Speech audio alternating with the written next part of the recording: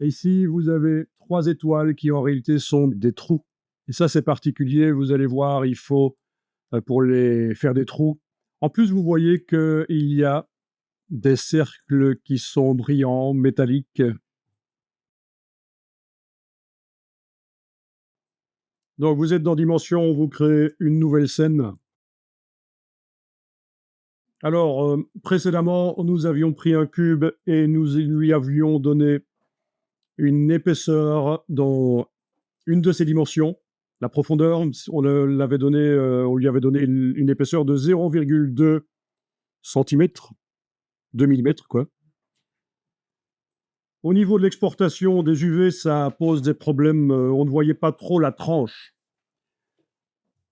D'ailleurs, si je recharge le travail, vous allez voir quel est le problème. Voilà. On avait donc le vernis, simulation du vernis, les chauves-souris dans mon cas. Vernis également sur le texte.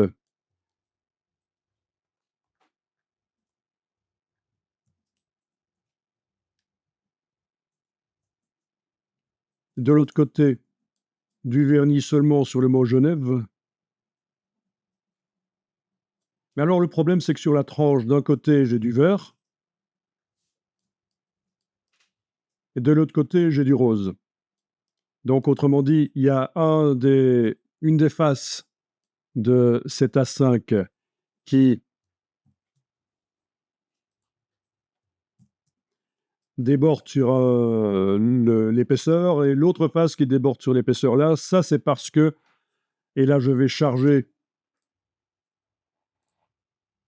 l'exportation des UV, je vais la charger dans Photoshop. On ne voyait pas bien le bord dans Photoshop. Voilà.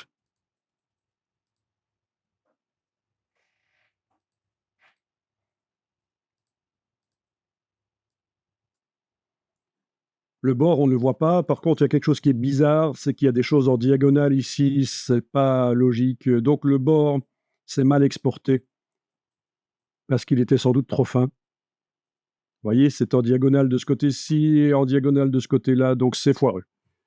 Donc là, on va résoudre le problème ici avec ce qu'on va faire.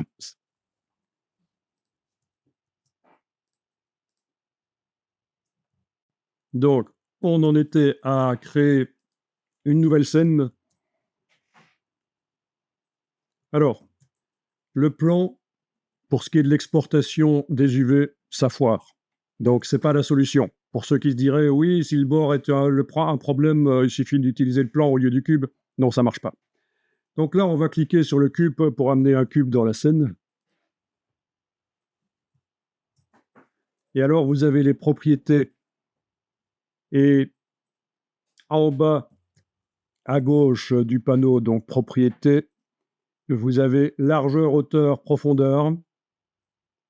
Je vous rappelle que c'est là qu'on va modifier, pas la taille, parce que ça, ce sont des échelles, c'est mettre à échelle l'objet.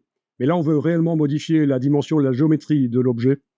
Et donc, c'est là qu'on joue, dans Cube. Il faut éventuellement déployer Cube si vous ne le voyez pas.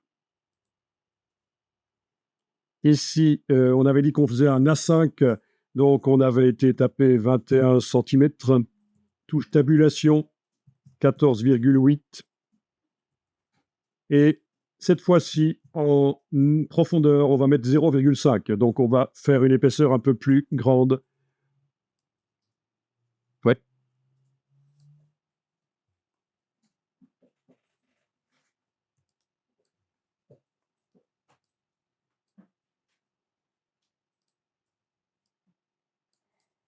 Je vous rappelle, pour recentrer l'objet, le voir le plus grand possible, bien centré, vous avez ici l'icône de sélection de cadre. Et on peut créer différentes vues, d'ailleurs. Mais bon, dans ce cas-ci, utiliser l'icône rien que pour ça, c'est déjà bien. Donc, clic droit de la souris pour arriver à tourner, à faire la rotation sur l'objet. Test. Vous enregistrez déjà ça. Donc, on va appeler ça A5 avec découpe.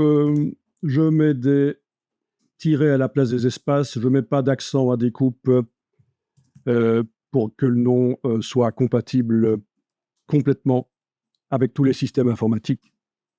Voilà.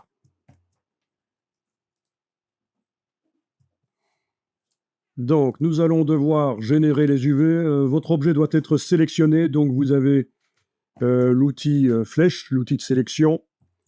Si vous cliquez à côté de l'objet, il n'est pas sélectionné. Si vous cliquez sur l'objet, il se sélectionne. Et on voit le gizmo des axes qui apparaît. Bon, ça se voit aussi dans la scène. Hein. Si l'objet est sélectionné, il est en surbrillance. Et donc, on va utiliser le système des UV pour pouvoir mettre de la texture, des graphismes là-dessus. Je vous avais dit, c'est une des deux méthodes. Mais c'est la méthode la plus précise, en fait. Pour faire du packaging, c'est ce qu'il y a de mieux. Et donc, on est censé aller dans le menu objet et faire générer des UV. Sauf que c'est grisé. Est-ce que quelqu'un se souvient pourquoi c'est grisé et qu'est-ce qu'il faut faire pour arriver à générer les UV? Exact. Ici, l'icône « Convertir en modèle standard ». Parce que pour l'instant, c'est une primitive. À partir de là, toujours en ayant l'objet sélectionné, on peut aller dans « Menu objet »,« Générer des UV ». Et puis, « Objet », « Exporter les UV ». On les exporte dans un dossier que vous avez fait pour aujourd'hui. Par exemple, la précision 2048 sur 2048, c'est pas mal, mais vous voyez qu'il y a possibilité d'en avoir 16 fois plus. Ben oui, si on multiplie par 4 la largeur et la hauteur, ça fait 16 fois plus de pixels. Mais là, on va faire du 2048 sur 2048, c'est bien.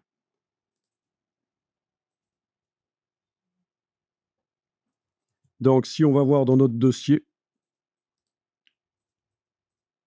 on vient de générer le PSD, les UV du cube, et on va voir ce qui se passe quand on les ouvre, quand on ouvre ce PSD dans Photoshop.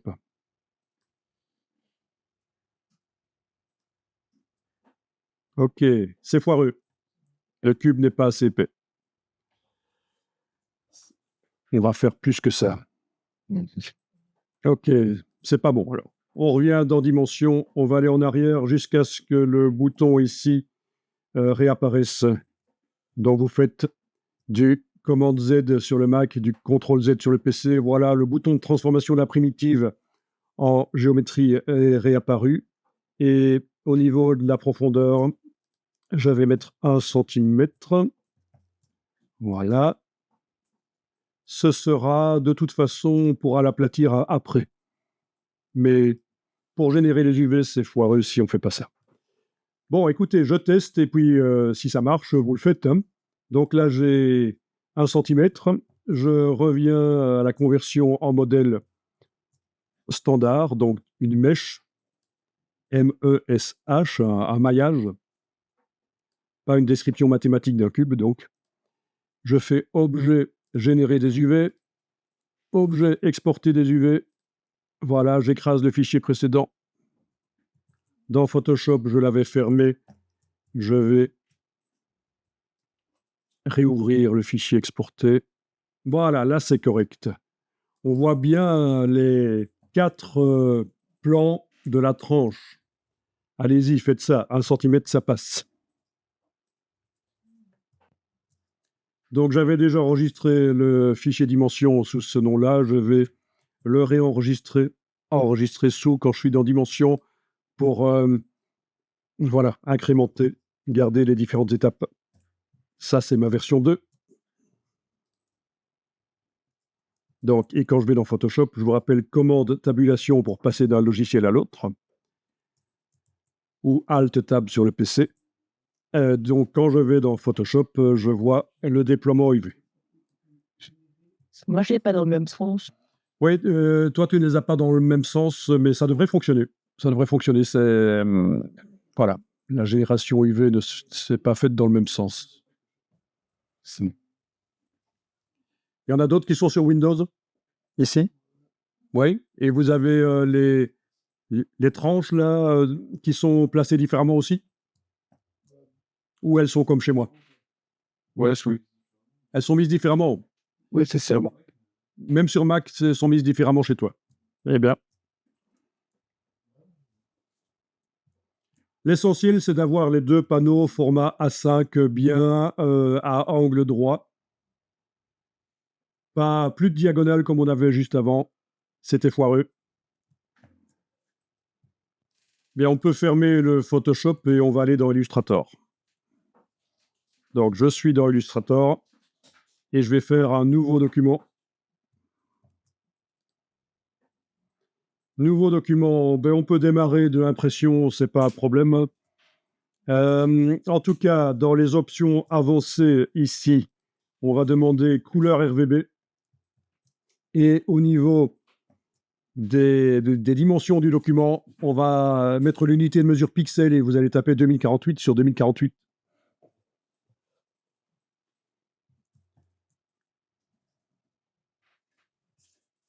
Donc, je récapépète, on fait un nouveau document, impression, on vérifie que dans les options avancées, on va être en RGB,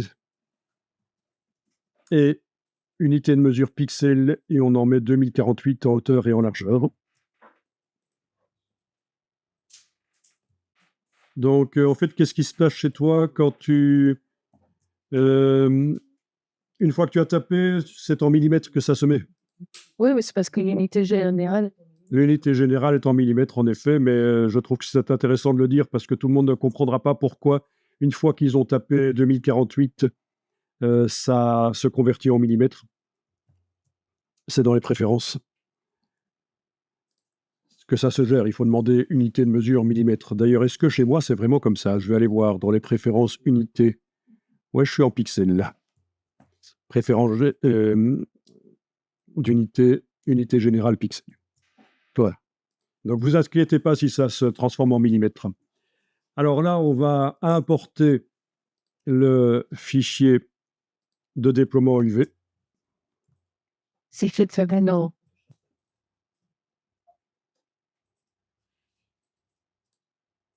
Donc, quand vous survolez avec le curseur chargé, quand vous survolez le coin supérieur gauche, vous avez le mot intersection qui apparaît.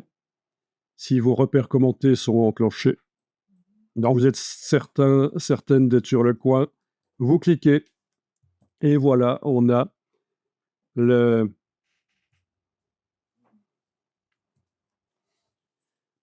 déploiement UV Photoshop qui recouvre complètement le plan de travail Illustrator qui fait 2048 sur 2048.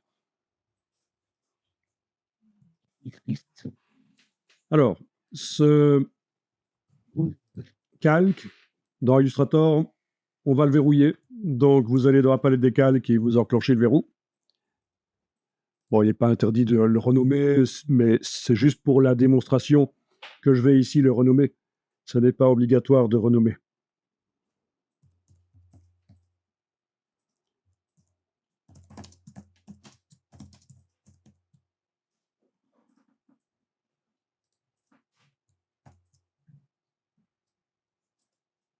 Bon, j'ai nommé le calque déploiement UV en PSD.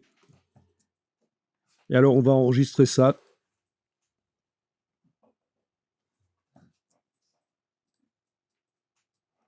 Donc, ça va être les textures pour la 5, et c'est ma version 01 en Illustrator. Donc,